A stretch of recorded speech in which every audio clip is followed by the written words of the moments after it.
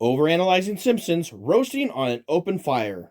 The touching story of a raging pre-diabetic alcoholic just trying to make his way in this world. When Father Time, whom refuses to die, bends Homer over his knee for a spirited rotting. Plenty of sleep and exercise prepares Homer for side hustles to buy his kids unrealistic dreams. After being rotted by the Santa Claus complex, Homer takes what little money is left not spent on personal hobbies for a hope and a prayer. The Christmas miracle odds of 99 to 1, however, were not in his favor, thus creating the most iconic origin story of how a raging pre-diabetic alcoholic prevents Santa's little helper from becoming glue.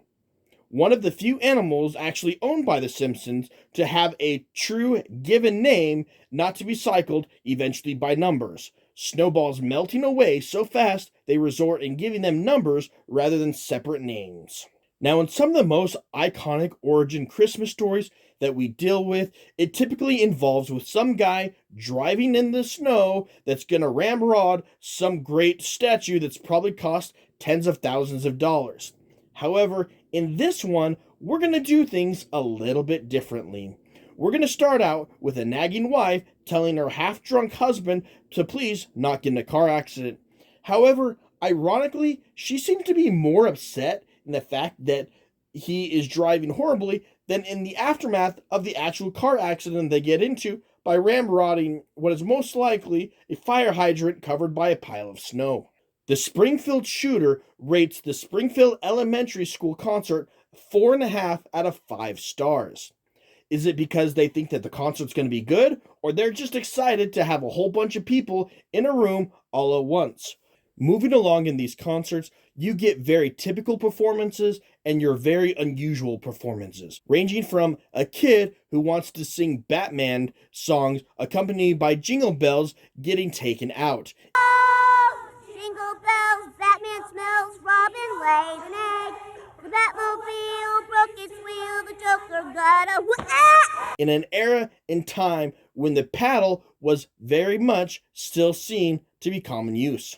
Talking on a turn, that's a paddling. Looking out the window, that's a paddling. Staring at my sandals, that's a paddling.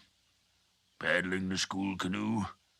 Oh, you better believe that's a paddling. According to this period of time as well, it was apparently okay to have half-naked second graders dance around the stage throwing fire, making Chris Hansen's guest stars excited with glee.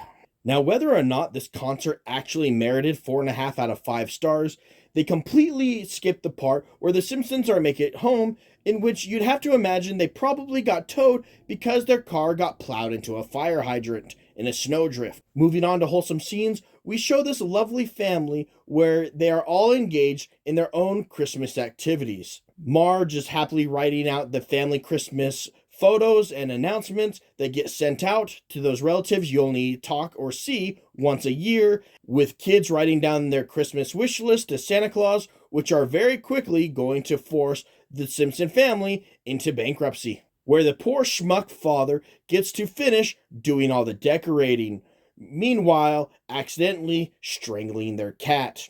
We go from Snowball 1 to Snowball 2 in a blink of an eye, and looking at the appearance of Snowball 2, it looks like we're soon going to be moving on to Snowball 3, showing a proclivity of evidence that the Simpsons very quickly go from names to numbers of their animals because they seem to cycle through snowballs at a very quick pace, having them simply melt away. Be certain not to keep Snowball 3 near a fish tank because soon enough you're going to be moving on to Snowball 4. If fighting with Christmas decorations and overzealous, overachieving next-door neighbors wasn't bad enough, by far much worse is dealing with your in-laws, especially if their names happen to be Patty and Selma. The horrible thing about Patty and Selma is they are by far not too quiet in repeating the fact that Homer is a low-beat, deadbeat, pre-diabetic alcoholic, that Marge probably should have married that Artie Ziff guy whom she should have married back in high school when she had the chance in going to prom with him, but yet they kind of forget the fact that he was a little bit too handsy for his own good. If all of this wasn't bad enough, poor old Homer has his Christmas bonus that he's counting on ripped away from him from old Father Time. At least he gets to have his donuts. Luckily, though, they've been saving up throughout the year and they have a small chunk of savings to be able to fall back on. Withdrawing money from the Aquanet bank account, Marge pulls a mysterious, ginormous jar of change and dollars. Whoever the PR advertising group is for Aquanet, they need to employ Marge as a side hustle to be able to promote just how amazing the hold is on this hairdo. Not only is it able to hold up 4 feet of beehive, but it's also able to withstand dozens of pounds of money. With excitement, this gleeful family decides to go off to the mall to be able to spend Homer's hard-earned cash. See no problem for each of their little kids to wander off completely by themselves, leaving a 2nd grader and a 4th grader to wander the public mall by themselves, proving once again that this was a different time. They should have paid closer to their supervision, though, however, because Bart decides to get the most natural thing that everyone does, showing his love for his mother by getting a tattoo. The age restrictions for tattoo artists was different as well. Mother, please. Wait a minute. How old are you? 21, sir. Get in a chair. Taking a 10-year-old's word for it, he decides to ink up with "see no problem here."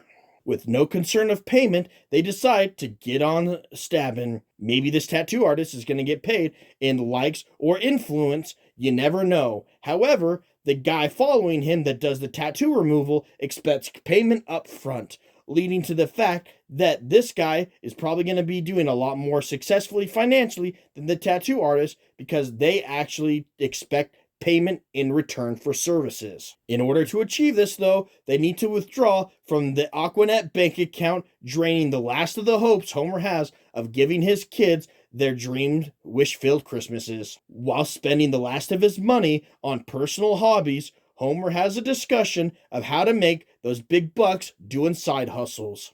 Taking Chris Hansen's guest star's dream job, letting strange little kids sit on their lap while they ask them personal information, names, addresses, phone numbers, what they want for Christmas, and if their parents are close or not. Employing in this scheme, Homer Simpson does his best in order to not only receive money for this side hustle, but hide the fact that he's doing so from his wife and kids, because heaven forbid you be honest to your wife. Taking this great Santa miracle, he finds out just how cruel Santa Claus and the miracles of the complex can truly be, with old man IRS and the Santa Claus complex both as well giving him a spirited rotting just as father time.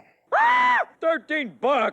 Hey, wait a minute. That's right, $120 gross. Less Social Security, less Yeah. unemployment insurance, But less Santa training, Santa less training? costume purchase, Wait a less minute. beard rental, less... When all hopes are lost, they come to the rescue of their greatest buddy ever. The same guy who believes that $13 for 2.5 weeks worth of work is great fun. They decide to head on down to the races for the great odds of 99-1. Notwithstanding how financially profitable can a race track be on Christmas Eve at 11 p.m. at night, who in the world is actually going to these races at this location that's oddly open on Christmas Eve at the 11th hour? Open our presents now, Dad. You know the tradition, son, not till the 8th race. Deciding not to follow Barney's advice on the dog that has odds of 13-1, they decide to go with Christmas Miracle of Santa's Little Helper, giving the miracle odds of 99-1. When this dog surprisingly doesn't win, they decide to scour the parking lot looking for that golden ticket that could help save the day of why Homer and his boy are at the races blowing the last pennies that they have rather than at home being honest with their family. But never fear, Patty and Selma are at home helping Marge to know what's really the true heart of Christmas. That Artie Ziff guy back in high school is still got the hots for her and would be more than glad to strike up a conversation.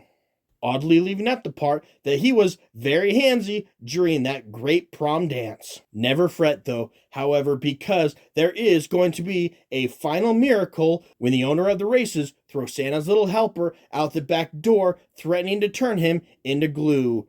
Homer is the grand savior of turning this poor pathetic dog into a great pet.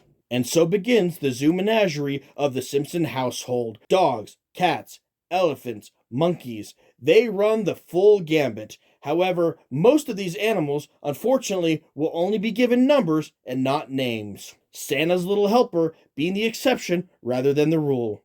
Hoping that your name is not Snowball, as we see Snowball 1, Snowball 2, Snowball 3, and Snowball up to whatever they're at this point in time. They seem to have a poor track record in which these snowballs just happen to melt away. And so this becomes the true miracle of Christmas, in which a raging pre-diabetic alcoholic slob can screw up, spend all your money on personal hobbies, go to the races on Christmas Eve, spending the literal last pennies that you have to rub together to completely lose it all.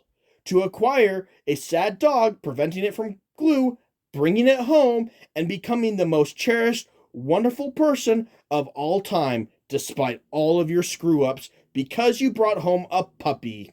Let it be known, fellas, if you're the biggest screw-up in the world, as long as you have a puppy, the world is great.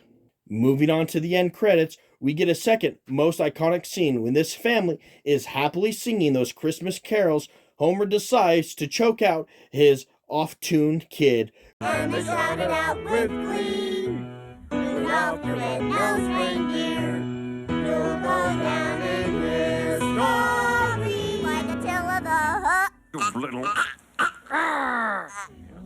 Bringing on one of the most iconic performances ever given by Homer Simpson in his attempted homicides of his children, Bart, again and again and again by gagging him out, in which Marge happens to have no problem with, in which you as the audience are looking at, thinking maybe that Artie Ziff guy should have been higher on her list. He may have been handsy on prom, but at least he's not going to put your kid 6 foot under.